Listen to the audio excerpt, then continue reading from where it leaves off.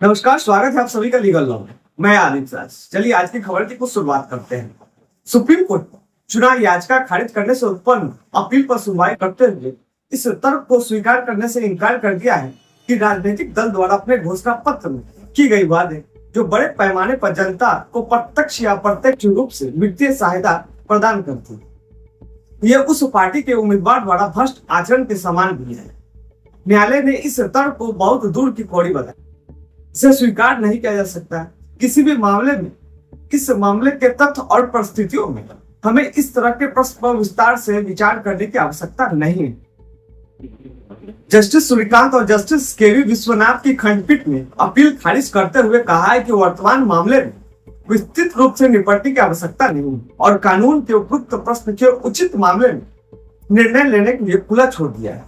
गौरतलब है कि राजनीतिक दलों को चुनावी घोषणा पत्र में मुक्त वादा करने से रोकने की मांग करने वाले जनहित याचिका में सुप्रीम कोर्ट में लंबित ये अपील कर्नाटक हाईकोर्ट के उस आदेश के खिलाफ दायर की गई जिसमें चामड़ापेट विधानसभा निर्वाचन क्षेत्र के मतदाता शशांक श्रीधर द्वारा दायर चुनाव याचिका खारिज कर दी गई थी। इसमें कर्नाटक राज्य विधानमंडल के लिए 2023 में हुए चुनाव में सफल उम्मीदवार जमीर अहमद खान के चयन को चुनौती दी गई थी। मुख्य तर्क यह था कि घोषणा पत्र में दी गई गारंटी भ्रष्ट आचरण है। इस कारण से ये प्रार्थना की गई कि खान का चुनाव जो भारतीय राष्ट्रीय कांग्रेस से विजयी उम्मीदवार उसका उम्मीदवारी रद्द कर दिया। उसके विपरीत खान ने प्रस्तुत किया कि उनके खिलाफ कोई व्यक्तिगत आरोप नहीं लगाया गया।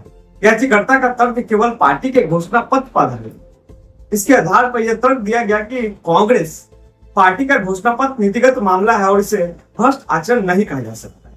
इससे सहमत होते हुए हाईकोर्ट ने माना कि किसी पार्टी द्वारा उस नीति की घोषणा जिसे वे लाने की इरादा रखता है उसको जन प्रतिनिधि अधिनियम की धारा 123 की प्रयोजन के लिए भ्रष्ट आचरण नहीं माना जा सकता। कोर्ट ने उक्त फैसले में कहा कि भारतीय राष्ट्रीय कांग्रेस की 5 गारंटी की सामाजिक कल्याण नीतियों के रूप में माना जाना चाहिए। वे आर्थिक रूप से व्यवहार है या नहीं, ये पूरी तरह से अलग पहलू है।